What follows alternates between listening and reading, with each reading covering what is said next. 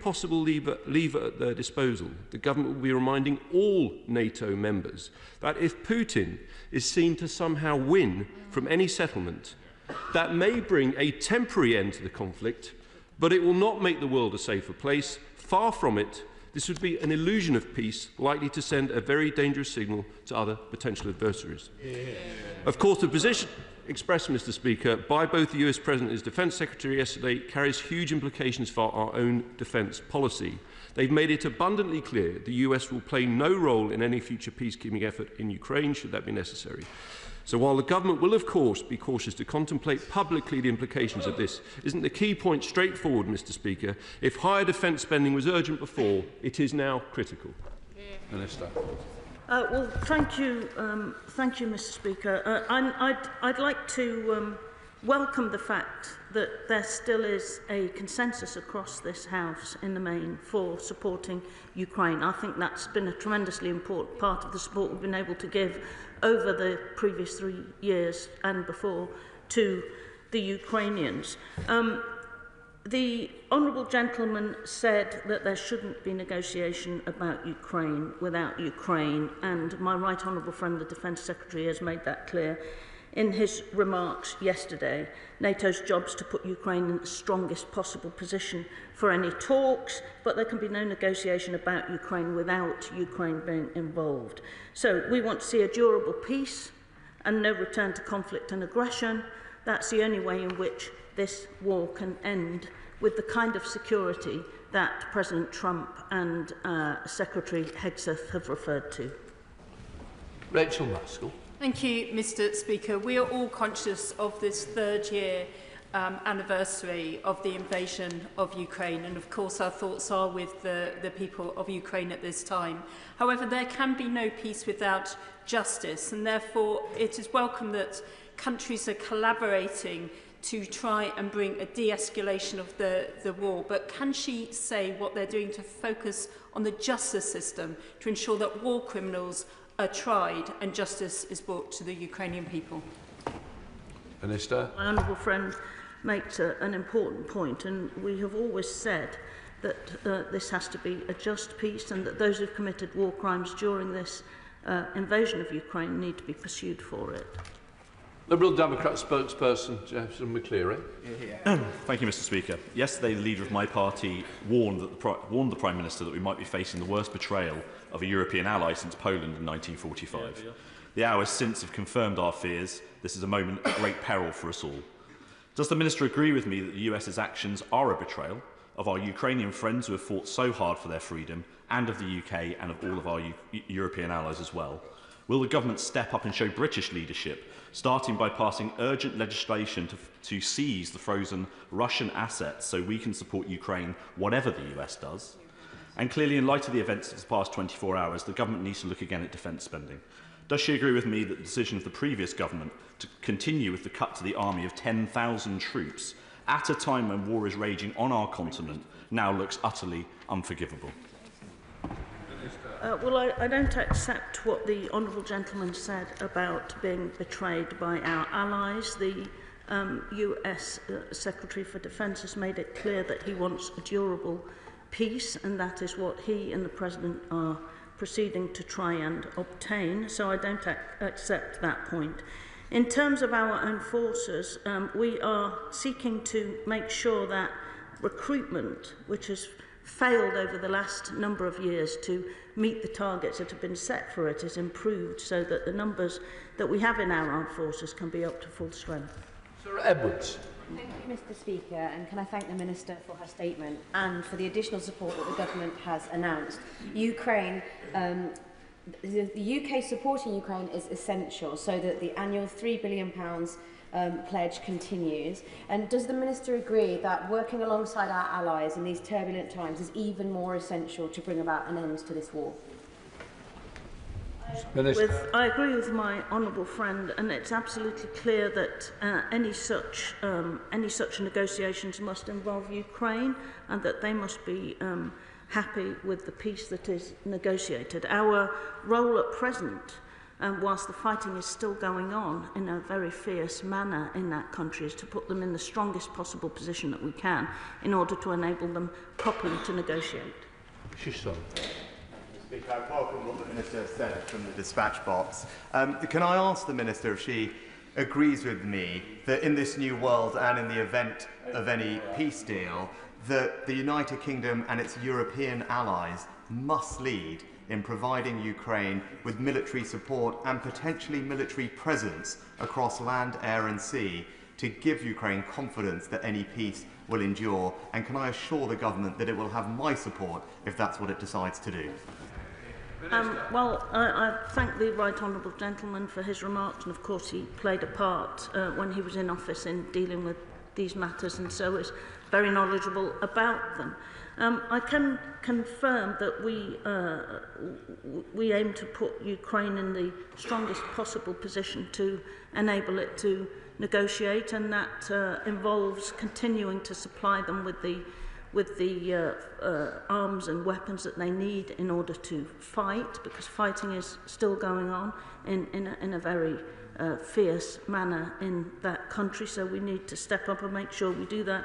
Certainly over the last period of time, the EU and European nations who are involved in the coalition to support Ukraine have given the majority of military aid and support, 58% of it, as confirmed by the Secretary General of NATO yesterday. 58% of the support they had last year was from European nations. So European nations are stepping up.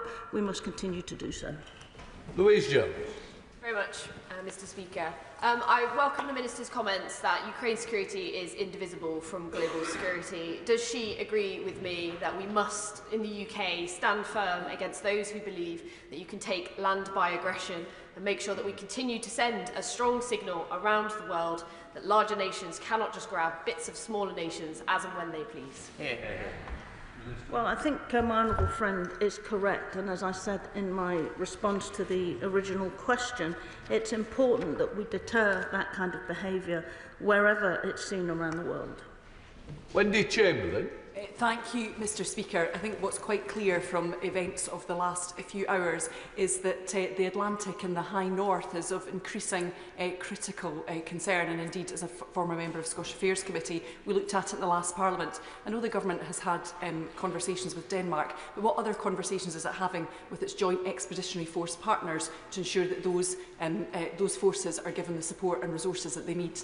Well, Mr. Speaker, the Government has continuing and ongoing discussions with our partners in Europe and in the High North. Remda.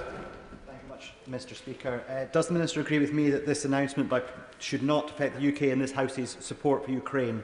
And can she reassure me that she will work with our armed forces and our defence industries to ensure we are doing everything possible to support Ukrainian forces on the front line?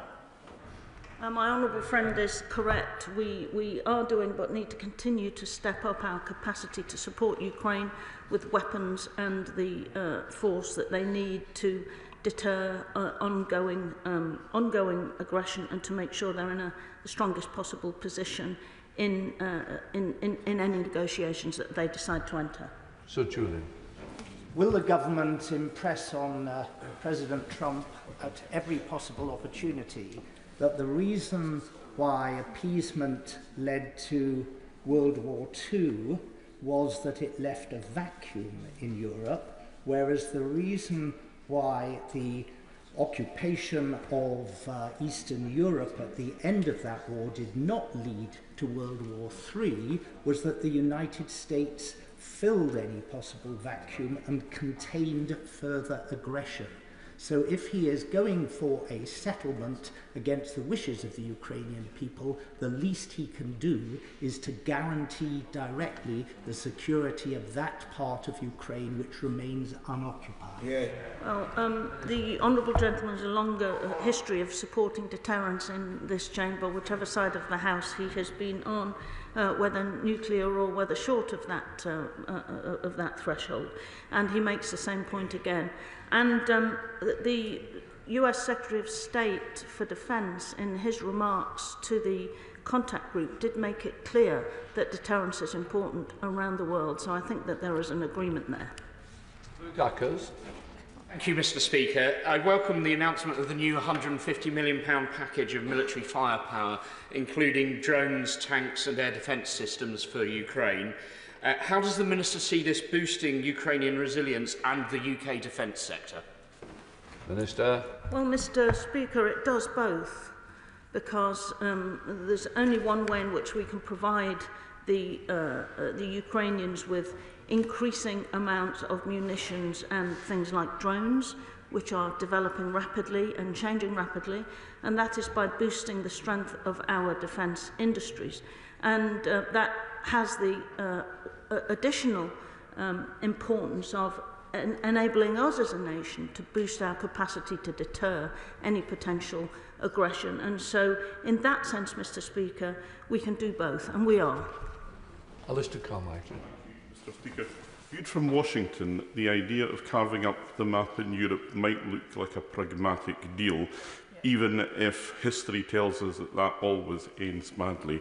But surely in Europe we understand that no matter what we give Vladimir Putin, he is always going to want more. Yes.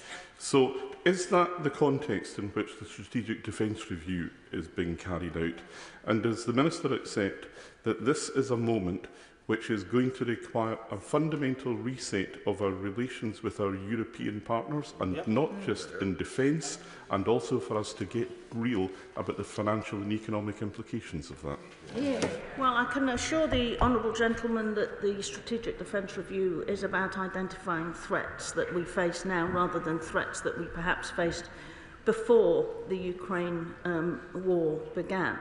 And so I can tell him that it is being conducted with that in mind. And in terms of the deterrence that we need to be able to provide, and the money that's needed to be spent to provide it, the commitment is, as it has been, that, as the Prime Minister has said, that he will set out a path to 2.5% once the Strategic Defence Review has been published, and we expect that to be in the spring. Mr. Speaker, and as the Minister will know from her many welcome visits, the Filton and Bradley Stoke constituency is home to many vital defence companies who are playing their role in this vital conflict. Would she agree with me that it's crucial that we continue to support companies right here in the UK to get the military kit needed into the hands of those who need it most in Ukraine? I agree very much with my honourable friend, and I have had the pleasure to visit her constituency on a number of occasions. And I did visit when it was her predecessor's constituency as well, and so I'm well aware of the strength of the industrial base that she has over there, the defence industrial base, and we do need to strengthen it across our nations and regions, and we are doing, and that has the additional importance of providing deterrence for our nation as well as supporting Ukraine. Sir Bernard. Thank you, Mr. Speaker. Will the Minister agree that this does clarify what the benchmark of success for the Defence Review must be? And some of the defence chiefs have been expressing this, thus that we must be ready to fight a war with Russia if necessary in order to be able to deter Russia, and if we are to be in any position to guarantee the security of an independent and sovereign Ukraine after whatever is agreed between President Trump and President Putin.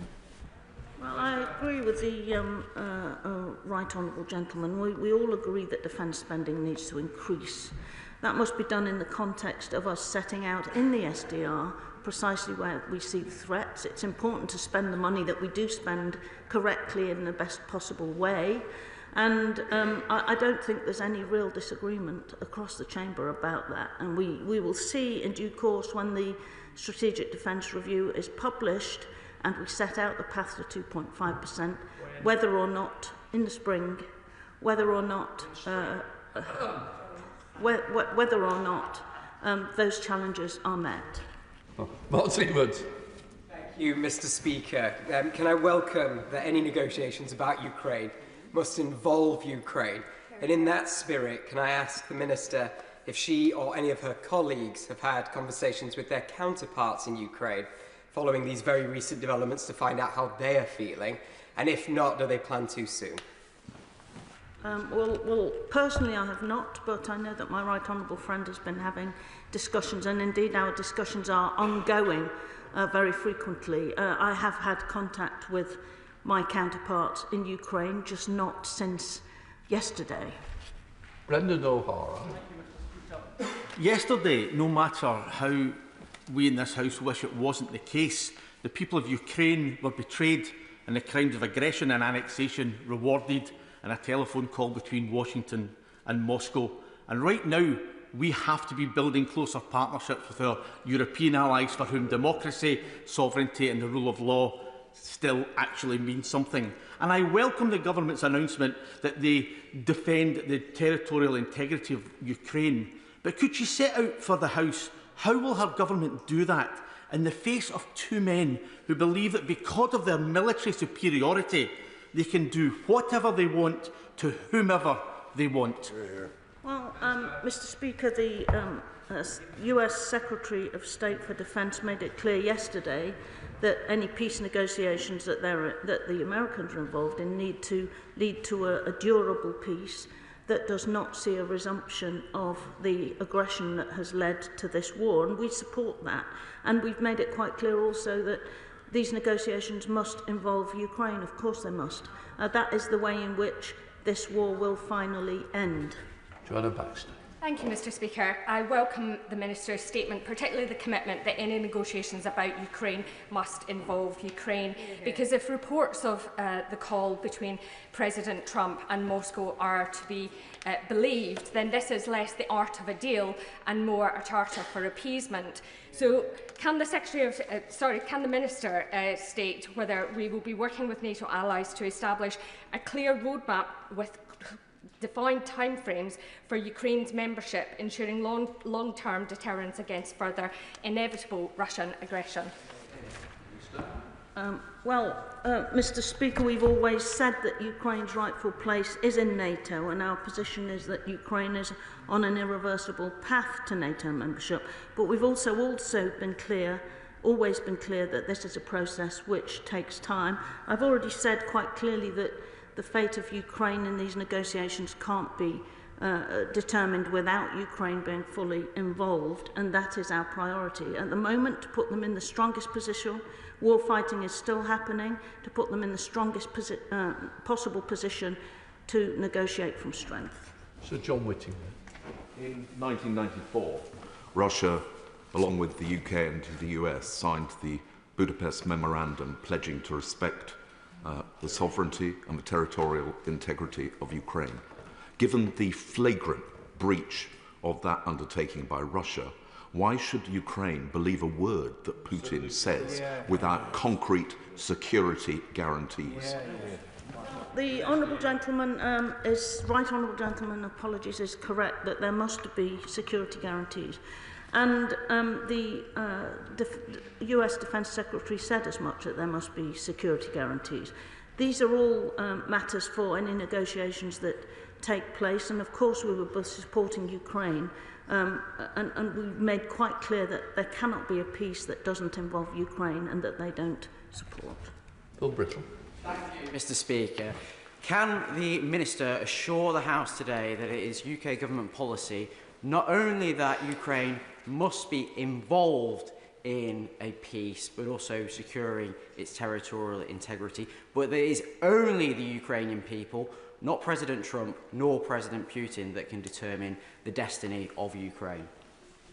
I think it's quite clear if we say that Ukraine must be involved in those negotiations, and that peace negotiations need two sides to come to an agreement, that it therefore follows that the Ukrainians must be content with whatever the process comes up with. There must be security guarantees, the peace must be durable, and everybody agrees with that. Thank you, Mr. Speaker. Is the Minister concerned that President Trump is repeating false Kremlin propaganda and perpetuating a gross misrepresentation of the war in Ukraine by suggesting, and I quote, that for Ukraine, this was not a good war to go into. Will the UK government be making it clear to the US President in no uncertain terms that Ukraine has just defended itself from invasion, bombing, rape, murder, occupation, and that it is an outrage for President Trump to suggest that Ukraine should give up its sovereign territory to Russia? We've made it quite clear with our 100-year partnership with Ukraine that we back them in the long term. We've supported them with support across this chamber from many parties over a number of years to ensure that they can continue their fight, and that we will continue to support them during any negotiations that there are, so that they can get the peace that they wish to have. Lawrence Turner. Thank you, Mr. Speaker. The Minister's commitment to continued defence support to Ukraine is essential, and I'm sure the House's thoughts are with those Ukrainians fighting for their freedoms and all those Ukrainians in our own communities who have found sanctuary here. Does she agree that any settlement cannot be a repeat of the Budapest Memorandum or the Minsk agreements, which failed to deter future Russian imperial aggression? Mr. Speaker, I think everybody agrees that any peace that's negotiated must be durable, and that will require security guarantees given the past experience that the Ukrainians have of Russian aggression. Sir Gavin Williams. Thank you, Mr. Speaker. As the Minister will be aware, much of the Russian war effort has been sustained by other nations, including a large number of the BRIC nations, supporting Russia through either direct military aid or dual-use products. What is the Minister doing to try and deter that flow of arms that's continuing to sustain Russia? Well, the Right Honourable Gentleman will know very well that there are sanctions that we do our best to police, and that has had some impact. And I think that has to continue, both whilst the war is still ongoing and whilst the peace is being considered and negotiated. Mr. Speaker, all wars end, but I know it is the feeling of members across the House that we very much owe it to the men and women fighting for Ukraine that when this war ends, it does so with Ukraine in a position of strength at the table and on terms and timescales that Ukraine can really be in the driving seat for. So I agree with my honourable friend that Ukraine we need to continue to support them, to put them in the strongest possible position, both whilst they are war fighting and during any negotiations that take place. Jeremy Corbyn. Thank you, Mr. Speaker. Could we just take one moment to reflect on the hundreds of thousands of lives that have been lost in this war? Ukrainian civilians, Ukrainian soldiers, Russian soldiers, and all of those families that are mourning today. And that efforts were made by Latin American, African leaders and the Pope to try and negotiate earlier on to bring an end to this war. And that we now have possibly an opportunity to demonstrate that one country should never occupy another. And does she believe that there is any possibility in the near future of a ceasefire ahead of negotiations which would be acceptable to obviously the people of Ukraine as well as the rest of Europe, because we do need to see an end to this ghastly conflict? Well, the Right Honourable Gentleman is correct that conflicts such as this need to come to an end as soon as that is possible. But and so I do acknowledge the point that he makes about death on all sides and how bad that is. But I think that it's important for any peace that might be negotiated to be durable and to be lasting. And so we therefore need to focus our minds at present on supporting Ukraine as much as we can to go into any such negotiations in the strongest possible position. James Wilde. Thank you very much, Mr. Speaker. Given Putin's illegal invasion and declared intent, does the government agree that any negotiations must result in a sovereign Ukraine, and the UK will play its part in providing security guarantees that are meaningful, unlike those in the past, as that is crucial